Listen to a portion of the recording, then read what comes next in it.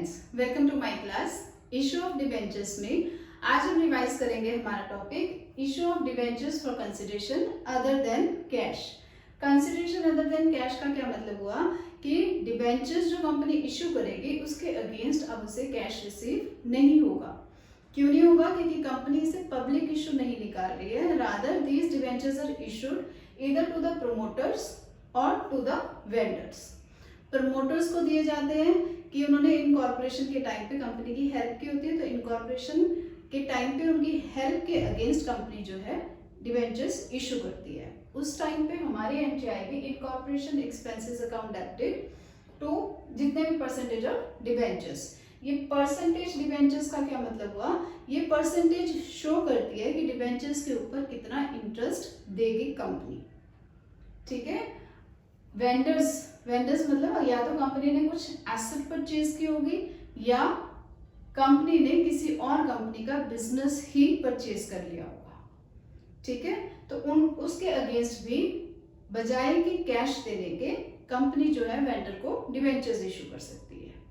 तो अगर purchase of asset के अगेंस्ट डिबेंचर्स इशू किए जा रहे हैं तब हमारी एंट्री बनेगी एसेट्स को डेबिट करेंगे टू वेंडर अकाउंट। ठीक है। सेकेंड एंट्री में हम डालेंगे वेंडर अकाउंट डेबिटेड टू जितने भी परसेंटेज ऑफ डिबेंचर्स। क्लियर है?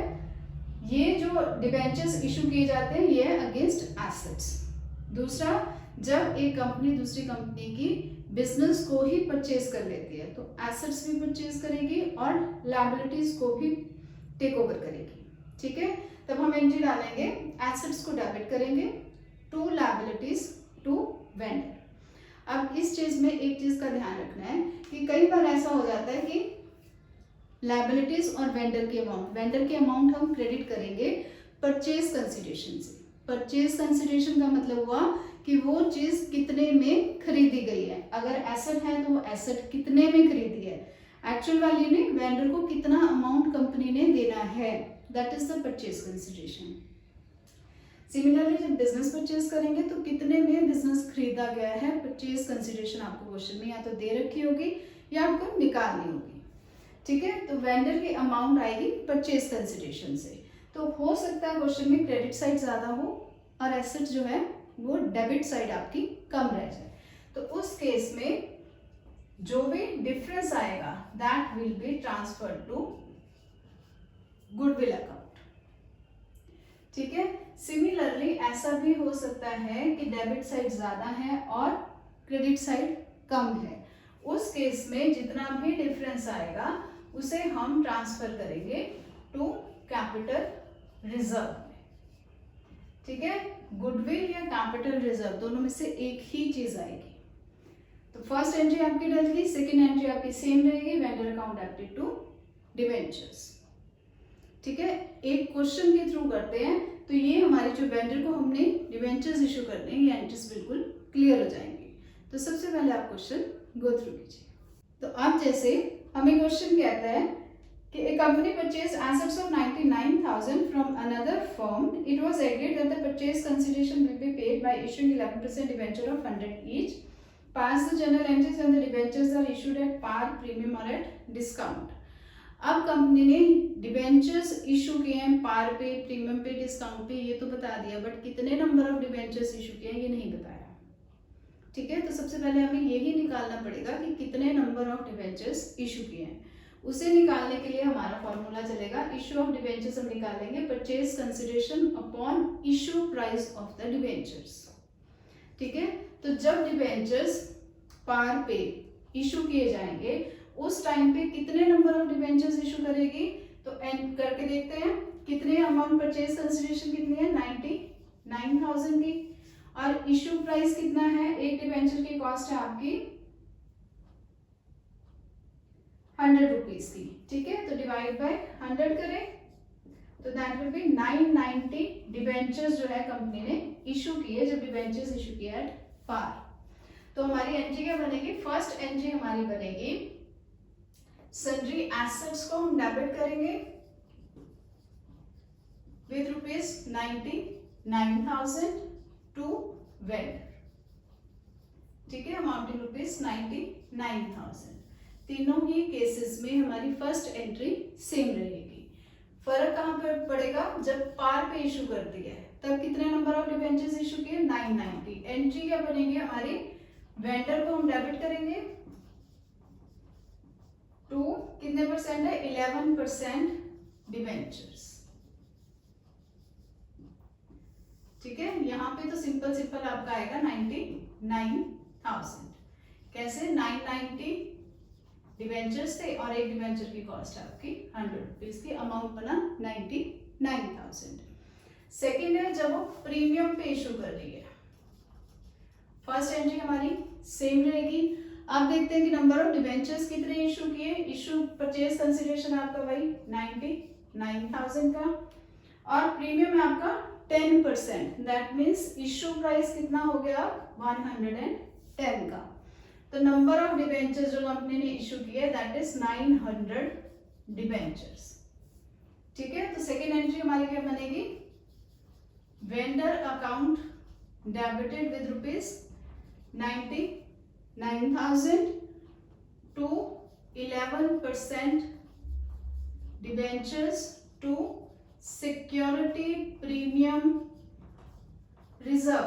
ये भी लिखेंगे ना, सिक्योरिटी प्रीमियम रिजर्व भी लिखेंगे क्योंकि अब डिबेंचर्स इशू किए जा रहे हैं एट प्रीमियम। ठीक है, अब अमाउंट क्या क्या लिखेंगे, 900 डिबेंचर्स हैं, यहाँ पे हम लिखेंगे 900 इंटू 100 कितने बने 90,000। सिक्योरिटी प्रीमियम कितने का प्रीमियम है, 10 रुपीज पे, कितने डिबेंचर्स पे 900 डिबेंचर्स पे 10 रुपीज का प्रीमियम, तो ये बनेगा 9,000। क्लियर है, नंबर ऑफ डिबेंचर्स से ही हमें पता लगा कि हमने कितने अमाउंट डिबेंचर्स में डाल दिया और कितनी हमने प्रीमियम अमाउंट डाल दिया। थर्ड है जब वो डिस्काउंट पे डिबेंचर्स को इशू करेगी, उस केस में कितने नंबर ऑफ डिबेंचर्स कंपनी ने इशू किए, परचेज कंसिडरेशन आपकी 99,000 की ही रहेगी और डिस्काउंट है 10% का, दैट मीन्स इशू कितने का निकाला है आपका 90 का, तो कितने बने 1100 डिबेंचर्स बने। ठीक है, और एंट्री क्या बनेगी आपकी, फर्स्ट एंट्री सेम रहेगी, दूसरी एंट्री बनेगी वेंडर अकाउंट डेबिटेड 99,000। अब डिस्काउंट जो होता है दैट इज अ लॉस, तो हम दूसरी लिखेंगे discount on issue of debentures को हम डेबिट करेंगे टू 11% डिबेंचर्स। ठीक है, अब अमाउंट क्या क्या लिखेंगे, कितने डिबेंचर्स हैं 1100 डिबेंचर्स हैं, डिस्काउंट कितने का है 10 का। ठीक है, तो अमाउंट कितनी आएगी 11,000, और यहाँ पे 11% डिबेंचर्स में कितने लिखेंगे 1100 इंटू 100, तो ये अमाउंट बनेगी 1,10,000।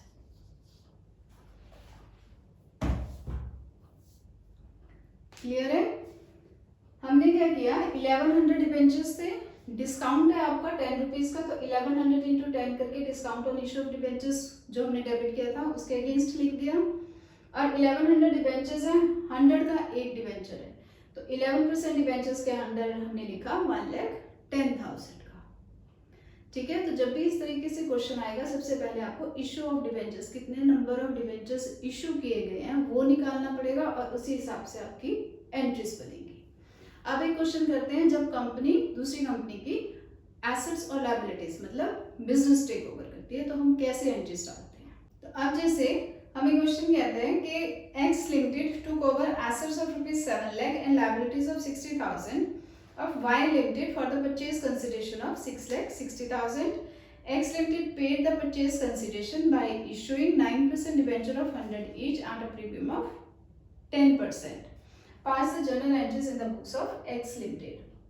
तो अब क्या है, एसेट्स भी टेक ओवर की जा रही है, तो हम लिखेंगे सन्ड्री एसेट्स, अकाउंट को हम डेबिट करेंगे, लायबिलिटीज को भी टेक ओवर कर रही है टू सन्ड्री लायबिलिटीज, और इसमें हमारे को वेंडर का नाम दे रखा है टू वाई लिमिटेड। ठीक है। एसेट्स है आपकी 7 लाख की, लायबिलिटीज टेक ओवर की है 60,000 की, और परचेज कंसिडरेशन दे रखी है 6,60,000 की। ठीक है, तो इस केस में क्या है, क्रेडिट साइड ज्यादा है 7,20,000 की बनी, और डेबिट साइड कम है 20,000 से कम है ना, तो डिफरेंस हम किस में डालेंगे, गुडविल में। तो हम लिखेंगे गुडविल अकाउंट डेबिट कर देंगे विद ₹20,000। समझ आया, डेबिट साइड कम थी इसलिए हमने गुडविल लिख दिया। अगर सपोजिंग क्रेडिट साइड कम होती तो हम लिखते कैपिटल रिजर्व। ठीक है, दूसरी एंट्री हमारी क्या बनेगी, वाई लिमिटेड अकाउंट हम डेबिट करेंगे टू, कितने डिबेंचर्स इशू किए, 9% debentures, 9% debentures to security premium reserve, क्योंकि प्रीमियम भी इशू किया जा रहा है ना, तो security premium reserve Y limited को देने हैं 6,60,000। ठीक है, अब कितने नंबर ऑफ डिबेंचर्स इशू किए हैं ऐसा नहीं बताया, तो निकालने का तरीका क्या है हमारा, परचेज कंसिडरेशन को हम डिवाइड करेंगे by the issue price of debentures. Issue price कितना है, 100 प्लस 10 का जो प्रीमियम है, तो दैट इज 6,000 डिबेंचर्स जो है कंपनी ने इशू किए हैं। तो 9% डिबेंचर्स पे हम कैसे लिखेंगे, 6,000 into 100, that will B 60,000, sorry 6 lakh,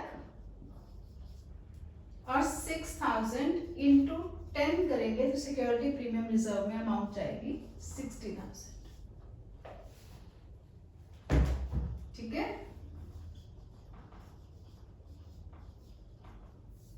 clear है ये चीज। जब कंपनी एसेट्स और लायबिलिटीज दोनों ही टेक ओवर कर रही है तो assets debit, liabilities credit to vendor, vendor का नाम है वाई लिमिटेड और परचेज कंसिडरेशन आपको दे रखी है 6,60,000 का। एंट्री जब हमने पास ऑन की तब हमें पता लगा कि क्रेडिट साइड ज्यादा और डेबिट साइड कम है, तो हमने डिफरेंस को गुडविल में ट्रांसफर कर दिया। और सेकंड में हमने वही सबसे पहले नंबर ऑफ डिबेंचर्स कितने इशू किए हैं कंपनी ने वो फाइंड आउट किए, उसके बाद डिबेंचर्स और सिक्योरिटी प्रीमियम रिजर्व में अकॉर्डिंगली हमने एंट्री पास ऑन कर दी। होप आपको ये टॉपिक समझ आया होगा। If you like my video please do like, share and subscribe. Thank you.